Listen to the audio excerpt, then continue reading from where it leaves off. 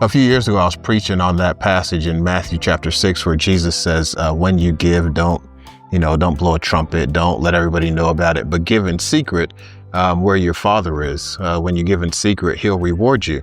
And I remember that week, something very cool happened.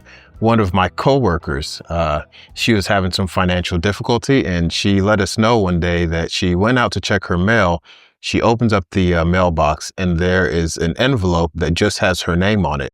She rips it open, and there's $2,000 inside, and just a note that says, from a fellow member of your church, or something like that. And so, me being a pastor and someone that loves to preach, I'm not going to let a great story like that go to waste. So the next Sunday in my sermon, as we're continuing the series, I referenced that story just to encourage people and to express gratitude that people are doing more than just listening to the word, but they're actually putting it into practice. Then after I, shared the story, I made a comment like this: man, I wish somebody would slide some money my way. And everybody laughed. People understand that I like to use a lot of humor, so I was totally just intending it to be a humorous way to conclude the story before we moved on to the next segment. Well, wouldn't you know, the following Monday, I go into my office, I open the door, and I step on something. Then I look down. There's an envelope with my name on it. I rip it open, and there's $500. That day, I learned a profound lesson on how easy it is to manipulate people when they regard you as a spiritual leader. By what you say or by what you do, it's so easy to manipulate people. I remember this story because lately I've been trying to get serious about YouTube since I'm not preaching at a local church anymore. I'm trying to use YouTube and Substack as the space where I can do that sort of ministry. So I've been studying different YouTube channels of people who, they not only have a big following, but I think they have a really good message as well. But I noticed a trend that was taking place amongst a lot of the more popular channels. And maybe you've seen it. They have these titles that go something like, God told me to tell you this, or don't scroll, God has a message for you, or God wanted you to see this. Well, this is spiritual clickbait. And it's a marketing strategy that is dripping with manipulation.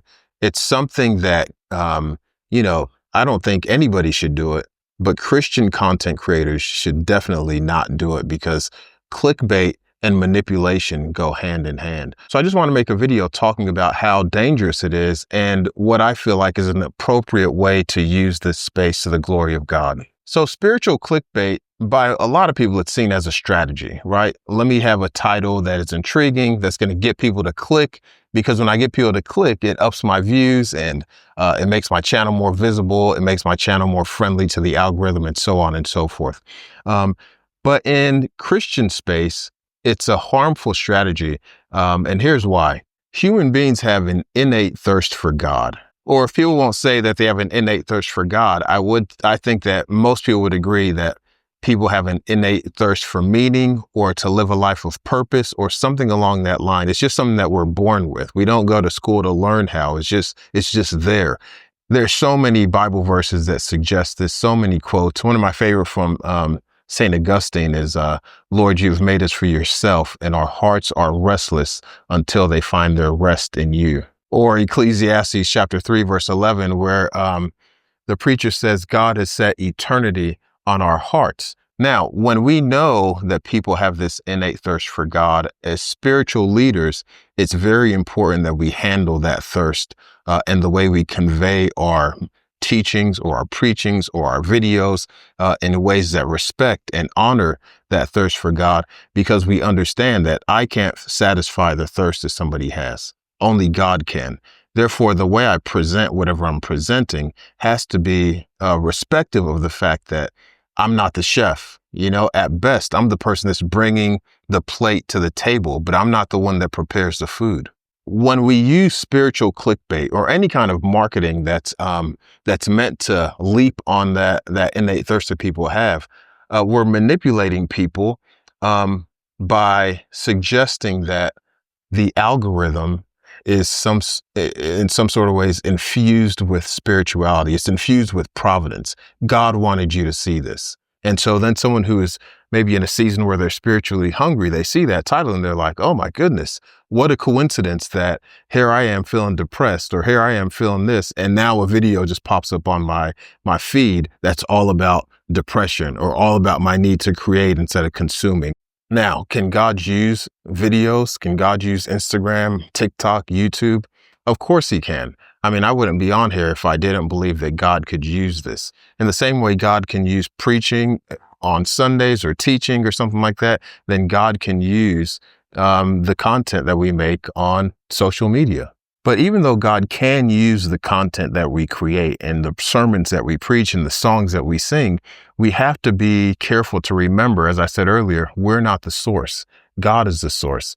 And we have to deliver the content or the sermons or the music in such a way that leads the person who's listening to us to look at God and not to us. And especially those of us who are making content on YouTube or Instagram or any of these platforms where it's possible to monetize your channel. You got to wrestle with that question of, man, am I posting this in this way because I want to make money, or am I posting it in this way because I want people to see God? You know, there's all the difference in that. And that's something that you have to check internally before you post anything. And again, man, I've been a pastor for a long time. It's so easy. The temptation is so powerful to want to present yourself as the authority. God spoke to me, or the Lord said this to me the other day, or I had a dream and God wanted me to tell you. But when you do that, in the eyes of the people who you're saying that to, man, they look at you like, this is a man of God that's standing in front of me. But what's happened is that instead of you pointing to God, now you've elevated yourself into this position of authority. And now you've created, instead of creating disciples, you're creating dependency. And that's not what we're supposed to be doing as disciples of Jesus, as spiritual leaders, whether it's in the pastoral space or on YouTube or whatever it is. We're not supposed to create dependence. We're not supposed to elevate ourselves so that people think something of us. Because truly, it's only Jesus that can satisfy. That innate longing for meaning or for purpose or for divinity, only Jesus can give that. And so then what should we do? How should we make content? We should make content in such a way, as I said, that drives people to God. We should make content in such a way that it makes Bereans, not dependents. Remember the Bereans in Acts chapter 17, verse 11, as Paul is preaching, I think it says that they were more noble than the Thessalonians because they searched the scripture to see if what Paul said was true. All of our content should lead people back to scripture, back to God in such a way where they can see for themselves. There's so many examples of this, man. Remember in John chapter 4, the woman at the well, she goes and testifies to the people about what Jesus has done for her. And then the people come back and they say, we no longer believe because you said so, but we believe because we've experienced it for ourselves. If we make our content in ways that glorify and honor God, then you can trust that God will bless our efforts, that God will bless and prosper the work of our hands. Yeah, so that's it. Just wanted to, on this beautiful day, man, just wanted to hop on the camera and deliver that message. So peace and goodness. Please, guys, if you would like to hear more about what I have to say, then you can subscribe and hit the like button if you would. God bless you. Peace.